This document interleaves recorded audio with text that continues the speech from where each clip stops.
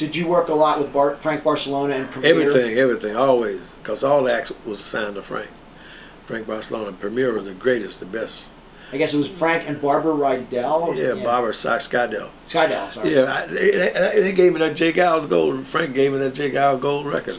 That's where I got it from. Frank Barcelona and D. Anthony.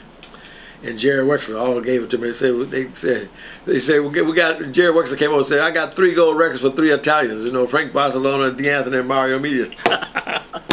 It was so funny. That's when I got the record. But J. Geils recommended I get the record. You know.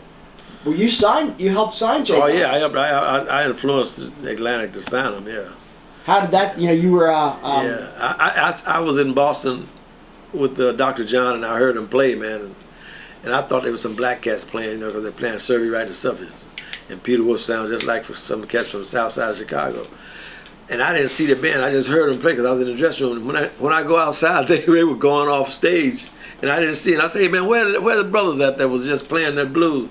They said back in the dressing room. I walk in the dressing room, I'm looking for some black cats in here, all white cats. I said, where? I said, who was the J. Geils Band? They said, we are right here. That's how I met them. I said, man, you motherfuckers are great. I said, do you have a record deal? They said, no, we don't have a record deal. So, man, I'm going to talk to Atlanta, see if we can get them to sign you, because I think you all are great. And I went to Atlanta and mentioned to Jerry and Ahmet about the J. Geils Band. He said, oh, it's just a blues band from Boston. We ain't thinking about it. We ain't thinking about signing no, that's just a blues band, white blues band from Boston. They wasn't interested in them at first.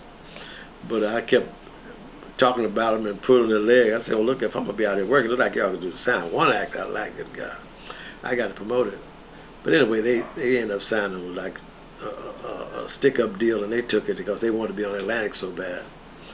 And then the first gig they got in New York, I more or less got them the gig at Ungano's where they played, and I had everybody to come up there to see them.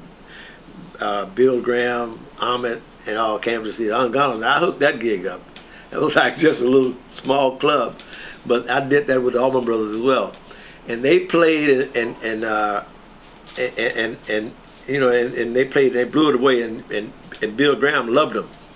So therefore they got a gig, you know, got booked in the Fillmore East after that. I did the same thing with Allman Brothers, and they brought everybody up and they saw them, and they got booked in the Fillmore East after. But this first club about big as my apartment, you know. And when they got ready to close the Fillmore East, Bill Graham had Albert King, who opened the act, J. Geils, and the Allman Brothers. And they were all the acts that I had promoted. I love that. That was a classic night, man. I said like, hey, Atlantic closed at Fillmore, you know. That was great, boy. I mean, because I had promoted all those acts to them, you know. And Crosscut Sawwood and Born on a Bad Time, Albert King. That must have been some show. That was a hell of a show, brother. Because the Allman Brothers got a live album that was recorded at Fillmore. Dwayne Allman was alive then too. That was a classic band, boy. Dwayne was like my real friend in the band at first, you know, before I knew anybody else. You were, but you as a session musician. Yeah, session musician. Yeah, he played. He used to come up and do gigs, and I talked. Herbert Mann wanted him to play on Memphis Underground, and I talked Dwayne, and Dwayne came up and did that session. And when Dwayne came up, he figured he's gonna, because the guy's a jazz player, he's gonna try to play jazz. And Herbert Mann said, "No, man, play the way you normally play. Don't try to change for me. Just play the way you play." Because he played that on that song, "The Weight" with Aretha Franklin. He played that guitar on there with a motherfucker, that bottleneck and stuff, you know.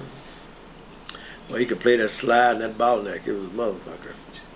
So you went on the road with the Allmans too? Oh yeah. I went on the road with that first tour to help break them. Yeah, it was like one of my favorite bands. They was like brothers. They had, when I got ready to buy my house, I was short of money, and they gave me money, you know, to try to help me raise the money to buy my house. I took Dwayne from Boston Commons. They did a gig in the Boston Commons, and we flew back from Boston to New York together because we was going to go to King Curtis' funeral that next day. So he came and he stopped about my house and stuff, and he said, yeah, man. So he gave me like $500 that the band had donated to help me pay for my down payment on my house. And I really appreciated that. You know, nobody know that, but Greg know it. You know, the band know. But that was like very considerate because they were just starting out. That was $500, a lot of money then.